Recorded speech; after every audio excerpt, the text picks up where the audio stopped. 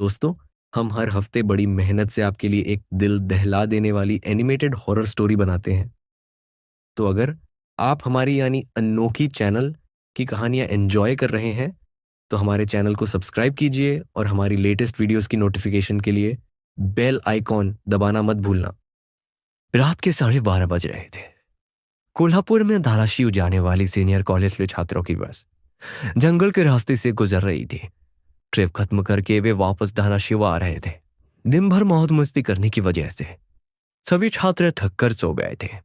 दरवाजे की सीट के पास विकास सर और सुशील सर खर्राटे ले रहे थे। बस ड्राइवर विजय मामा भी नींद में बस चला रहे थे। उनके बगल वाली सीट पर प्यून पांडु मामा बैठे हुए थे कि तभी बस के सामने जंगली सुअरों का झुंड आया। विजय मामा ने बस जंगल में रोक दी। कुछ देर में जब रास्ता खाली हुआ तो बस फिर से चलने लगी। कुछ ही देर में विकास सर के पीछे ही दूसरी सीट पर बैठा श्याम नींद से जाग गया। श्याम की उम्र 21 साल थी। पढ़ाई में बहुत तेज था, लेकिन हमेशा अकेला रहने वाला। ना किसी से बनती थी, ना ही उसका कोई दोस्त था। वह दूसरी सीट पर अकेला बैठा हुआ था। सर, टॉयलेट जाना है। सर ने आधी आंखें खोलकर खिड़की से बाहर देखा। बस अभी भी जंगल में ही थी। थोड़ी देर बैठ जाओ, जब जंगल खत्म होगा तब मुझे उठा दो, मैं बस रोक दूंगा, वे बोले और फिर आंखें बंद कर सो गए। श्याम बस की खिड़की से बाहर देखने लगा और जंगल खत्म होने का इंतजार करने लगा। कुछ ही देर में जंगल खत्म हुआ और बस वीरान जगह पर आ गई। उसने विकास सर को जगा दिया और उन्होंने ड्राइवर से बस को रोकने के लिए कहा। जैसे ही बस रुकी, विकास सर बोले, किसी को टॉयलेट होना है तो अभी उतर जाओ, वरना बस सीधे धाराशिव जाकर ही रुकेगी। आवाज सुनकर पिछली सीट पर बैठा श्रीकांत नींद से जाग गया। विकास सर टॉर्च लेकर पहले बस से बाहर उतर गए। उनके पीछे पीछे श्याम और श्रीकांत भी उतरे और वो दोनों अलग अलग झाड़ी के पीछे टॉयलेट करने गए। श्याम टॉयलेट करके वापस आया, लेकिन श्रीकांत अभी भी नहीं आया था कि तभी श्रीकांत जोर से चिल्लाया। आ! उसकी आवाज सुनकर विकास सर और श्याम उसकी ओर भागे, लेकिन तभी श्रीकांत झाड़ी से बाहर आया। क्या हुआ? क्यों चिल्लाए थे? कुछ नहीं सर, चप्पल से होकर कांटा पैर में चुभा। उसकी आवाज सुनकर ड्राइवर और पियून भी नीचे उतरे थे। वह सब बस में वापस चढ़ने ही वाले थे कि तभी एक बाइक बस के सामने आकर रुक गई। अरे भाई साहब, यहाँ के नहीं हो क्या? क्या आपको पता नहीं कि इस रास्ते पर लोगों को हमेशा चकवा लगता है? बाइक चलाने वाला बोला। चकवा नाम सुनकर विकास सर बोले, हाँ पता है, हम बस निकल ही रहे हैं। और वो सब बस में बैठ कर है। सर, वो आदमी किस चकवे के बारे में बात कर रहा था? प्यून ने अगली सीट से ही मुड़कर विकास सर से पूछा। हिंदी में चकवा मतलब छलावा, छलावा मतलब भूत। कहते हैं जो लोग रात में सफर करते हुए मरते हैं उनकी आत्मा छलावा बन जाती है। छलावा रात को सफर करते हुए यात्रियों को पकड़ लेता है और उन्हें अपने गंतव्य स्थल तक पहुंचने ही नहीं देता। वो बस उन्हें उसी जगह पर घुमाते रहता है। कितना भी भाग लो या फिर गाड़ी तेज भगाओ, आप उसी जगह पर आप पहुंच जाओगे जहां आपको छलावा ने पकड़ लिया था। या फिर वो लोग रास्ते से भटक जाएंगे और उस जगह पहुंच जाएंगे जहां पर छलावा उन्हें ले जाना चाहता है, विकास सर ने बताया। इसके बाद ड्राइवर बोला, और यात्री रात भर उसी जगह पर बार बार घूमते हैं। वो तब तक रास्ता भटकते हैं जब तक सूरज ना उगे। जैसे ही सूरज उगता है उनकी ताकत कम हो जाती है। मेरे कुछ ड्राइवर दोस्त हैं, उनको भी छलावे ने पकड़ लिया था। कहते हैं छलावा बस उन्हीं यात्रियों को पकड़ता है जो थके हुए होते हैं, क्योंकि उन पर हावी होना बहुत आसान होता है ना। फिर तो छलावा बहुत ही खतरनाक है, प्यून घबराते हुए बोला। अरे कुछ खतरनाक वतरनाक नहीं है, यह सब अंधविश्वास है।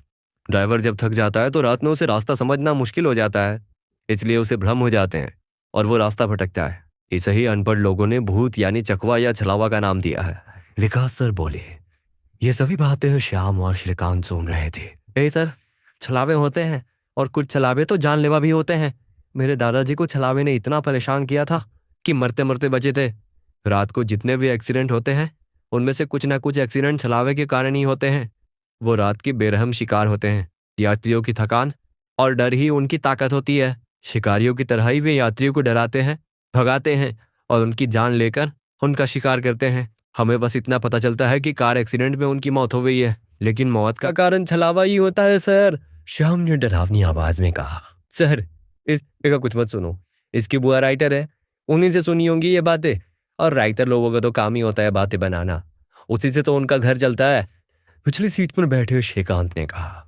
श्रीकांत, चुप हो जाओ और सो जाओ, उन्होंने डांटते हुए कहा। और उसके बाद सभी लोगों ने आंखें बंद कर ली और सो गए। कुछ समय बीता। श्याम अभी भी जाग रहा था और खिड़की से बाहर देख रहा था। बस किसी जंगल के बीचों बीच से गुजर रही थी कि तभी उसने देखा कि रास्ते के किनारे एक बंद पड़ी चाय की टपरी है। लेकिन यह चाय की टपरी तो मैंने पीछे भी पहले वाले जंगल में देखी थी, वह मन ही मन बोला और खिड़की से बाहर देखने लगा।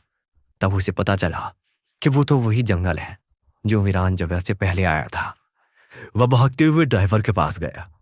विजय मामा नींद में बस चला रहे थे, बीच बीच में आपसे झपका रहे थे।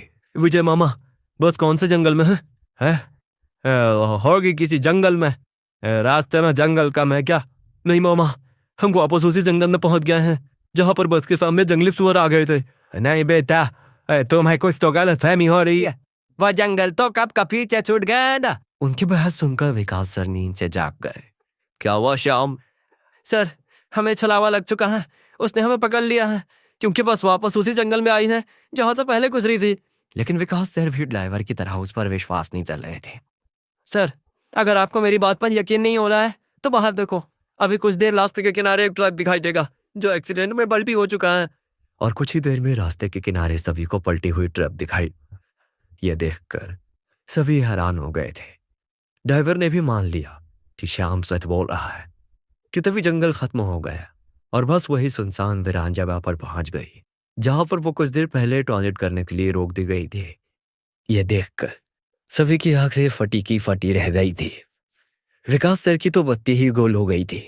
श्रीकांत पिछले सीट से आगे आ चुका था। सबके चेहरे का रंग उड़ गया था। बस अभी भी रास्ते पर चल रही थी कि तभी वो फिर से वापस वही जंगल में पहुंच गए। वह सभी जान गए जो उन्हें छलावा ने पकड़ लिया है। ड्राइवर कोई दूसरा रास्ता मिलता है या नहीं ये देख रहा था, लेकिन फिर भी बस वापस उसी जंगल में आ जाती थी। ऐसा लग रहा था कि मानो पूरी दुनिया में बस वही एक रास्ता है जो घूम फिर कर उसी जंगल में ले आता है। सर, अभी इस छलावे से कैसे निकले? मैंने सुना है कि छलावे से बाहर तभी निकल सकते हैं जब सुबह हो जाए। इसका मतलब हमें रात भर इसी सड़क से गुजरना होगा, जंगल से वीराने में और वीराने से जंगल में। क्यों ना हम सुबह होने का इंतजार करते हुए उसी वीरान जगह पर रुक जाए, ड्राइवर बस चलाते हुए बोला। लेकिन शायद मैंने सुना है कि छलावे में रुकना ठीक बात नहीं है। नहीं सर, मेरी बुआ ने बताया था कि अगर सेफ जगह मिल जाए तो रुकने में कोई परेशानी नहीं है। बस इतना ही पता है तुम्हें, और कोई तरीका नहीं है? जा है, लेकिन वो अभी के लिए नहीं है। और वैसे भी अगर जिस छलावे ने हमें पकड़ा है, अगर वो कमजोर हुआ तो उसकी शक्तियां कुछ ही देर में कमजोर हो जाएंगी और हम छलावे से छूट जाएंगे। हिरमत छलावा हमें नहीं पकड़ सकता। इन सभी की बातें सुनकर सोए हुए सुशील सर जाग गए। अरे क्या हुआ? आगे है क्या मेरा बोरगांव? सुशील सर उबासी लेते हुए बोले। तभी सभी ने उन्हें घटी हुई घटना बता दी। यह सुनकर सुशील सर के तो मानो होश उड़ गए। लेकिन तभी ड्राइवर जोर से चिल्लाया, सर, आगे एक गांव आया है। यह सुनकर सभी लोग ड्राइवर की तरफ भागे। तब उन्हें रास्ते के किनारे बोर्ड दिखाई दिया जिस पर लिखा था, बोरगांव में आपका स्वागत है। यह देख सुशील सर जोर से चिल्लाए, ये तो मेरा गांव है, लेकिन हम यहाँ इतने जल्दी कैसे पहुंचे? हमें तो कोल्हापुर से निकले मुश्किल से 2 घंटे हो गए हैं और मेरा गांव कोल्हापुर से 6-7 घंटे की दूरी पर है।